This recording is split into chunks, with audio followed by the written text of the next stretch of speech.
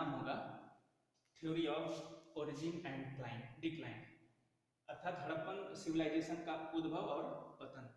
तो अब हम बात करेंगे theory of emergence of Harappan civilization, यानी हड़प्पा सभ्यता का उद्भव कैसे हुआ है। इसके बहुत सारे कारण हैं और उन कारणों में बहुत सारे मत दिए गए हैं हिस्टोरियंस के, और इसका जनरल इंट्रोडक्शन हम देखते हैं तो यही होता है कि various opinions have been given regarding the origin of Harappan civilization, यानी हड़प्पा सभ्यता के उत्पत्ति के बहुत सारे मत हैं, जिसमें दो मत बहुत ही पॉपुलर हैं, दो थ्योरी, जैसे theory of sudden origin and theory of gradual origin.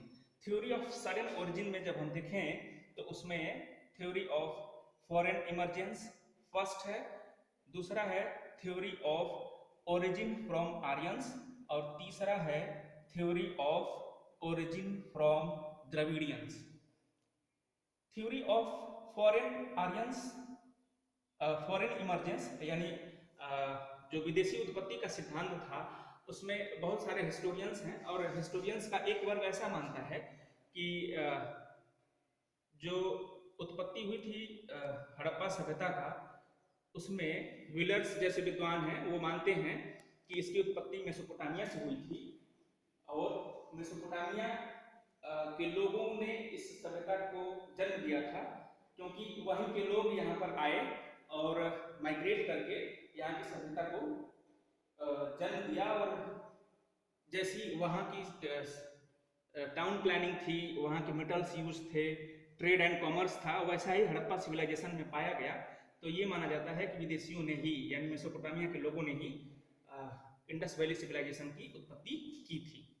दूसरा है theory of origin from Aryans, यानी आर्यों के द्वारा जो उत्पत्ति हुई उसके बारे में अगर देखा जाए तो लक्ष्मण स्वरूप और रामचंद्र जैसे विद्वान ऐसा मानते हैं कि सिंधु घाटी क्षेत्र में सबसे पहले आर्य आए और उन्होंने ही इस सभ्यता को जन्म दिया, जिसमें उनका मानना ये था कि आर्य जब आए यहाँ पे हड़प्पन सिविलाइजेशन में इंडस वैली रिवर के पास, तो उन्होंने देखा कि यहाँ पर बहुत सारी उनकी समानताएं थी। जैसे यहाँ के जो आर्यंस थे उनकी जो पूजा पद्धतियां थी वो, और घोड़े को हाल ही में उन्होंने घोड़े पाल रखे थे, वो भी हाल ही के उत्खनन से या एक्सकेवेशन से जैसे सुरपुट्टा में पाया गया।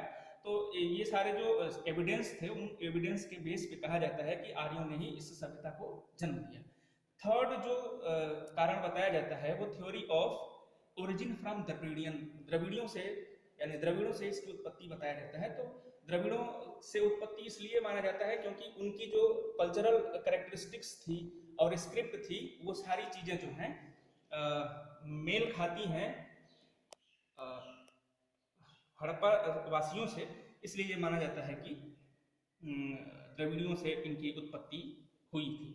दूसरे कारण में हम आएंगे थ्योरी ऑफ ग्रेजुअल ओरिजिन।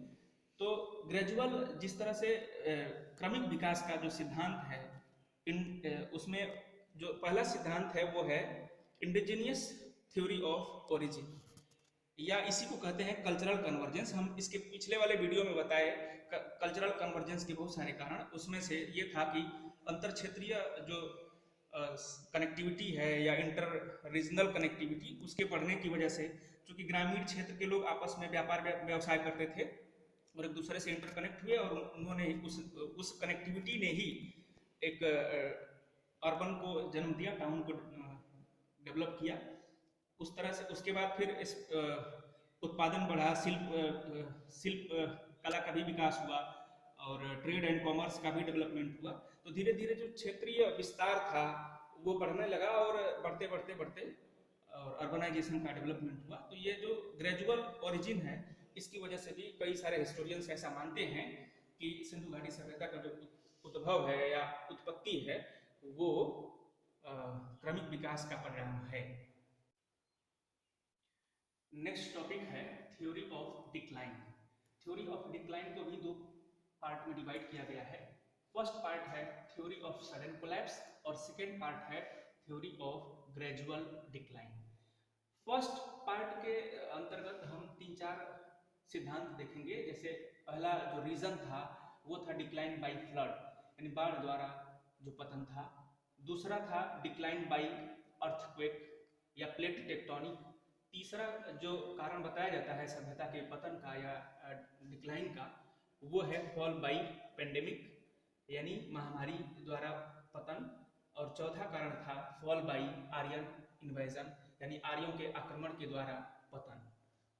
तो ये थे सडन कोलैप्स, जिसमें डिक्लाइन बाई फ्लड ये है कि इसमें विद्वानों का एक वर्ग, जिसमें मार्शल और एस आर राव जैसे विद्वान ऐसा मानते हैं कि सभ्यता का जो पतन था वो बाढ़ की वजह से हुआ, और क्योंकि बाढ़ के कारण मोहनजोदाड़ो का भी अंत हुआ था और वो एविडेंस उस जगह से मिला। इस वजह से ये माना जाने लगा, हिस्टोरियंस का एक वर्ग ऐसा मानने लगा कि फ्लड अपने पुराने रिकॉर्ड को बार बार दोहराती रही, जिसकी वजह से सभ्यता का अंत होता चला गया। दूसरा है प्लेट टेक्टोनिक या डिक्लाइन बाई अर्थक्वेक, यानी अर्थक्वेक की वजह से भी हिस्टोरियंस ऐसा मानते हैं कि सभ्यता का अंत हुआ या सिविलाइजेशन का पतन हो गया, डिक्लाइन हो गई, जिसमें ये कहा जाता है कि जनसंख्या काफ़ी बढ़ चुकी थी और रिसोर्सेज पे दबाव बढ़ रहा था और अर्थ में एक तरह से कंपन होने लगी, और इस तरह से वो भूकंप आया और भूकंप ने ही उस पूरी सभ्यता को नष्ट कर दिया, ऐसा हिस्टोरियंस का एक वर्ग मानता है। तीसरा कारण जो फॉल बाई पेंडेमिक यानी मलेरिया, JF कैनेडी जो थे अमेरिका के हिस्टोरियंस थे, उन्होंने ये खोजा कि जो सिविलाइजेशन है उसका जो पतन हुआ वो मलेरिया की वजह से हुआ। जैसा कि आजकल आप देख रहे हैं कि बहुत सारा वायरस है, जिसमें कोरोना वायरस को लेकर के ये भी एक WHO ने इसे महामारी घोषित किया है। उसी तरह की उस समय पेंडेमिक या महामारी आई थी मलेरिया, और उस महामारी के कारण ही सभ्यता का अंत हुआ, ऐसा हिस्टोरियंस का एक वर्ग या जॉन एफ कैनेडी मानते हैं।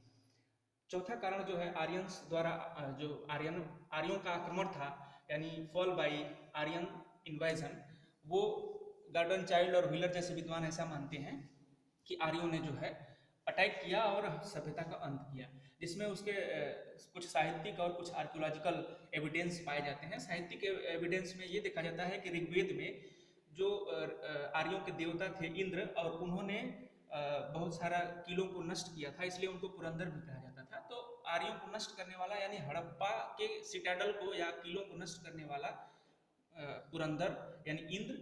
तो इस तरह से ये माना जाता है कि जो ऋग्वेद में ये एविडेंस मिले, उस आधार पर हिस्टोरियंस ये निष्कर्ष निकालते हैं कि सभ्यता का अंत जो है वो आर्यों ने किया था।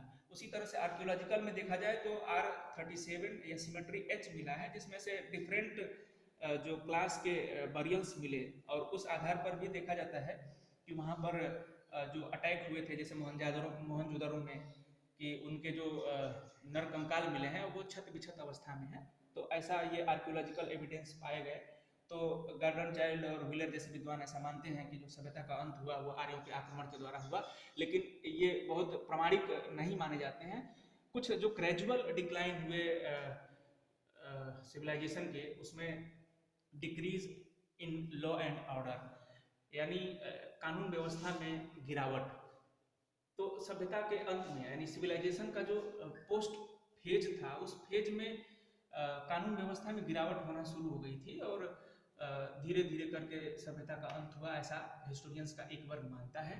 दूसरे जो हिस्टोरियंस हैं वो मानते हैं कि ऐसा नहीं था, ट्रेड एंड टेक्निकल यानी व्यापार और तकनीकी में गिरावट आई, जिसकी वजह से सभ्यता का अंत हुआ। और चूंकि इस सभ्यता का बेस जो था वो ट्रेड था, व्यापार था, चाहे वो आंतरिक व्यापार हो या विदेशी व्यापार हो, और ये विदेशी व्यापार या आंतरिक व्यापार की वजह से जो आर्थिक समृद्धि या इकोनॉमिक प्रॉस्पेरिटी आती है वो आती है, और सिविलाइजेशन में जो अर्बनाइजेशन का जो डेवलपमेंट होता है वो अर्बनाइजेशन डेवलप हुए ट्रेड एंड टेक्निकल की वजह से। और ये जब डिक्लाइन होने लगा ट्रेड एंड टेक्निकलिटी, तो धीरे धीरे जो है सभ्यता भी पतन के रास्ते चलने लगी।